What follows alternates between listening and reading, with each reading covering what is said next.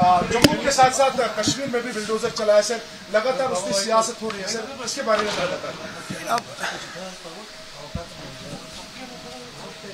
राजभवन के लगाए हुए अफसर अपनी मर्जी से बिना इलेक्टेड गवर्नमेंट की इजाज़त लिए, बिना कंसर्न्ड मिनिस्टर को कॉन्फिडेंस में लिए बुलडोज़र इस्तेमाल करें। इसका सीधा सीधा मतलब ये निकाला जाएगा कि इलेक्टेड गवर्नमेंट को कहीं ना कहीं बदनाम और जलील करने की एक बहुत बड़ी साजिश रचाई जा रही है। इसलिए हम बार बार कहते हैं कि हमारे डिपार्टमेंट में जो फील्ड स्टाफ हैं उन्हें लगाने की इजाज़त हमें होनी चाहिए। ठीक है, commissioner secretary, principal secretary, additional chief secretary वगैरह आप लगाएं, लेकिन डेवलपमेंट अथॉरिटीज़ के सीईओ वगैरह वो इलेक्टेड गवर्नमेंट के तरफ से लगने चाहिए। रेवेन्यू स्टाफ हमारे इजाज़त से होनी चाहिए। अफसोस की बात यह है कि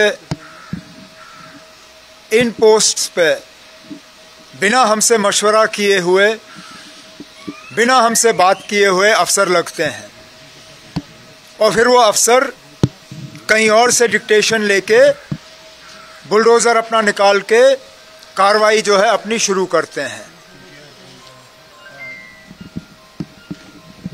इसमें कोई दो राय नहीं है कि ये सब एक साजिश के तहत किया जा रहा है, पर्टिकुलर एक कम्युनिटी को टारगेट किया जा रहा है। अब जब जम्मू की बात करें, क्या जम्मू में सिर्फ यही एक जगह थी जेडीए की जहां पे नाजायज़ कब्जे का इल्ज़ाम लगा है? मैंने डिपार्टमेंट से अब जेडीए की पूरी लिस्ट मांगी है कि कहां कहां जेडीए की प्रॉपर्टी पे लोगों का नाजायज़ कब्जा है। मैं भी देखना चाहता हूं कि इस एक शख्स को इन अफसरों ने टारगेट क्यों किया। कहीं उसका मजहब तो इसके पीछे नहीं है, क्योंकि ऐसा हो ही नहीं सकता कि पूरी जेडीए की ज़मीनों पे सिर्फ यही एक नाजायज़ कब्जे का इल्ज़ाम है। अब हमें कहा जाता है कि हमारे कामकाज में दखल नहीं होता, लेकिन ये तो सीधा सीधा दखल है। कोई मुझे दिखाए फाइल जहां पे मिनिस्टर को इन चीज़ों के बारे में बाखबर किया गया है, या कहीं पे हमसे मशवरा करके बुलडोज़र जो है गैराज से निकला गया है। कोई इस बात के हक में नहीं है कि सरकारी ज़मीन का गैर कानूनी कब्ज़ा हो, लेकिन ये लोग जो पिक एंड चूज तरीके से अपने बुलडोज़र का इस्तेमाल करते हैं इलेक्टेड गवर्नमेंट को जलील करने के लिए, बाज आना चाहिए। आपको कोई इंफॉर्मेशन है इस बंदे के बारे में कि उसका बैकग्राउंड क्या है, क्या वजूहत है कि अगर हमारा लगाया हुआ अफसर ये काम करता तो अभी तक मैंने उसके खिलाफ कार्रवाई की होती, क्योंकि बिना मिनिस्टर के इजाजत के आप इतने बड़े कदम ले कैसे सकते हो? कहीं ना कहीं तो इसमें, जैसे मैंने कहा, मुझे एक साजिश की बू अब दिखनी शुरू हो गई है।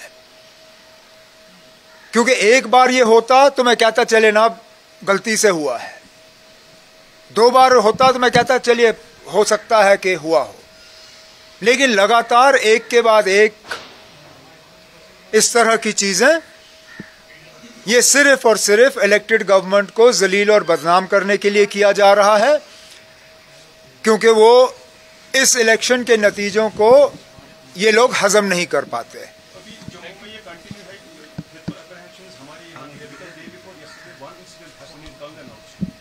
वही मैं कह रहा हूं ना ये हमारे जानकारी में लाई गई कि ये करने जा रहे हैं, ना इलेक्टेड गवर्नमेंट से कहीं इसके बारे में मशवरा हुआ। मैं फिर इस बात को दोहराता हूं,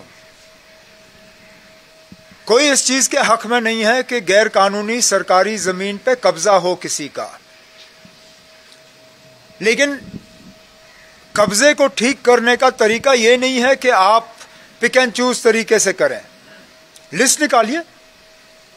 मैं अभी कहता हूं, जो जेडीए का सीईओ है, जरा छापे लिस्ट, कल अखबार में डाले, जितनी जम्मू में जमीनें जेडीए की गैर कानूनी कब्जे में हैं, जरा उनका लिस्ट निकाले, अखबार में छापे किन किन के नाम हैं। आप देखेंगे ना कौन कौन लोग इनके पीछे हैं। लेकिन चुन के एक मजहब के बुनियाद पे टारगेट हो और यहां पे इलाका देख के टारगेट हो, इसमें जैसे मैंने कहा ना, साजिश के अलावा और सियासी साजिश के अलावा और कुछ नहीं है। जम्मू के साथ साथ कश्मीर में भी बुलडोजर चला है सर, लगातार उसकी सियासत हो रही है सर, इसके बारे में बताइए। राजभवन के लगाए हुए अफसर अपनी मर्जी से बिना इलेक्टेड गवर्नमेंट की इजाज़त लिए, बिना कंसर्न्ड मिनिस्टर को कॉन्फिडेंस में लिए बुलडोज़र इस्तेमाल करें, इसका सीधा सीधा मतलब ये निकाला जाएगा कि इलेक्टेड गवर्नमेंट को कहीं ना कहीं बदनाम और जलील करने की एक बहुत बड़ी साजिश रचाई जा रही है। इसलिए हम बार बार कहते हैं कि हमारे डिपार्टमेंट में जो फील्ड स्टाफ हैं उन्हें लगाने की इजाज़त हमें होनी चाहिए। ठीक है, commissioner secretary, principal secretary, additional chief secretary वगैरह आप लगाएं, लेकिन डेवलपमेंट अथॉरिटीज़ के सीईओ वगैरह वो इलेक्टेड गवर्नमेंट की तरफ से लगने चाहिए। रेवेन्यू स्टाफ हमारे इजाज़त से होनी चाहिए। अफसोस की बात यह है कि इन पोस्ट्स पे बिना हमसे मशवरा किए हुए, बिना हमसे बात किए हुए अफसर लगते हैं और फिर वो अफसर कहीं और से डिक्टेशन लेके बुलडोज़र अपना निकाल के कार्रवाई जो है अपनी शुरू करते हैं।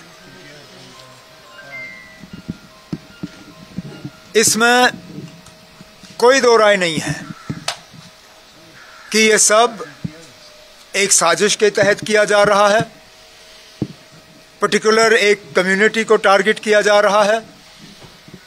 अब जब जम्मू की बात करें, क्या जम्मू में सिर्फ यही एक जगह थी जेडीए की जहां पे नाजायज कब्जे का इल्ज़ाम लगा है?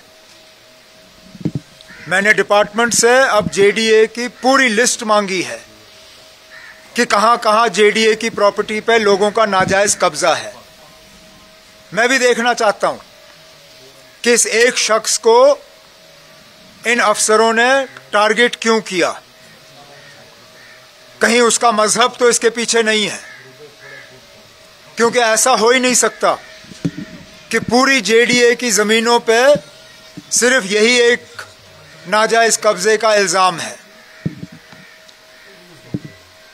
अब हमें कहा जाता है कि हमारे कामकाज में दखल नहीं होता, लेकिन ये तो सीधा सीधा दखल है।